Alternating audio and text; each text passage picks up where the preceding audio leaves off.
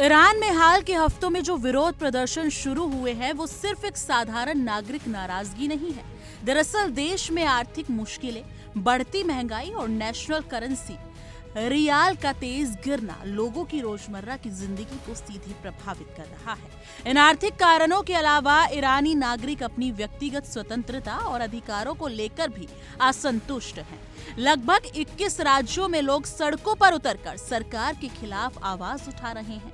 प्रदर्शन शुरू में शांतिपूर्ण थे, लेकिन धीरे धीरे कुछ जगहों पर हिंसा की घटनाएं भी सामने आई। पुलिस स्टेशन पर हमले, मोलोटोव कॉकटेल और अन्य हिंसक घटनाओं ने स्थिति को और भी गंभीर बना दिया।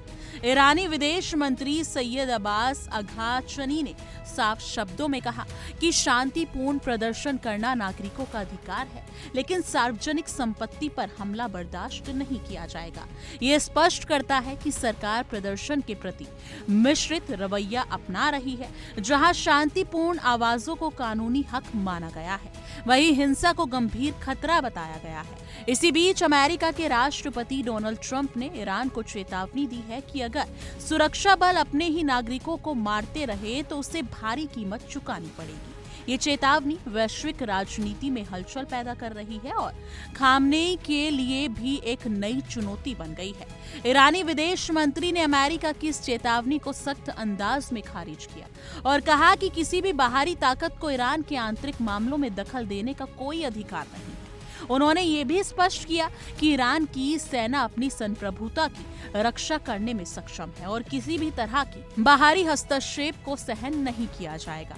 ये बयान दिखाता है कि ईरान सरकार और विदेश मंत्रालय दोनों भी किसी तरह के अंतर्राष्ट्रीय दबाव को नजरअंदाज करने का इरादा रखते हैं, लेकिन साथ ही उनके सामने देश के अंदरूनी विरोध और अंतर्राष्ट्रीय तनाव की चुनौती भी लगातार बढ़ती जा रही है।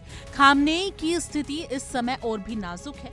ब्रिटिश एक अखबार के अकॉर्डिंग अगर बताया जाए तो एक खुफिया स्रोत के हवाले से दावा किया गया है कि अगर प्रदर्शन और हिंसा नियंत्रण से बाहर हो गए तो आयातुल्ला अली और उनके करीबी सहयोगी एक संभावित प्लान बी के तहत त्रिहान छोड़कर मॉस्को जा सकते हैं। इस योजना में उनके परिवार और बेटे मोस्तफा, जो उनके उत्तराधिकारी के रूप में माने जाते हैं, भी शामिल हैं। ये योजना किसी भी तरह से तत्काल कार्यवहन की संभावना नहीं दिखाती, लेकिन ये संकेत देती है कि खामनेई अपनी सत्ता और सुरक्षा को लेकर गंभीर रूप से चिंतित है। इस मामले में इतिहास भी दोहराव की तरह इशारा करता है, क्योंकि दिसंबर 2014 में सीरियाई राष्ट्रपति बशर अल असद ने विद्रोही तख्तापलट के डर से रूस का रुख किया था।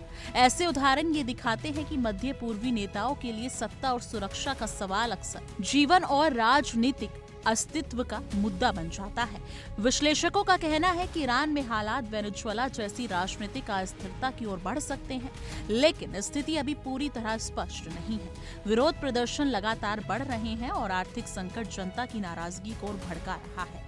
वहीं अमेरिका की चेतावनी, रूस जैसी वैश्विक ताकतों का समर्थन और ईरान की आंतरिक सुरक्षा बलों की भूमिका इस संकट को जटिल बना रही है। खामनेई अब दो मोर्चों पर संघर्ष कर रही हैं, एक देश के अंदर विरोधियों को काबू में रखना और दूसरा अंतर्राष्ट्रीय दबाव और चेतावनी का सामना करना। ये जटिल परिस्थितियां ये भी दिखाती हैं कि यदि कोई भी कदम गलत लिया गया तो इसके दूरगामी राजनीतिक परिणाम हो सकते हैं। लेकिन आखिर में ईरान में जारी विरोध और खामनेई की स्थिति पूरी तरह अस्थिर और अनिश्चितता की ओर इशारा करती है। देश के भीतर विरोध और हिंसा की घटनाएं, आर्थिक संकट और अमेरिकी चेतावनी के बीच ये देखना दिलचस्प होगा कि आगे क्या होता है। क्या खामेनेई सत्ता बनाए रख पाएंगे या उन्हें किसी तरह का विकल्प तलाशना पड़ेगा?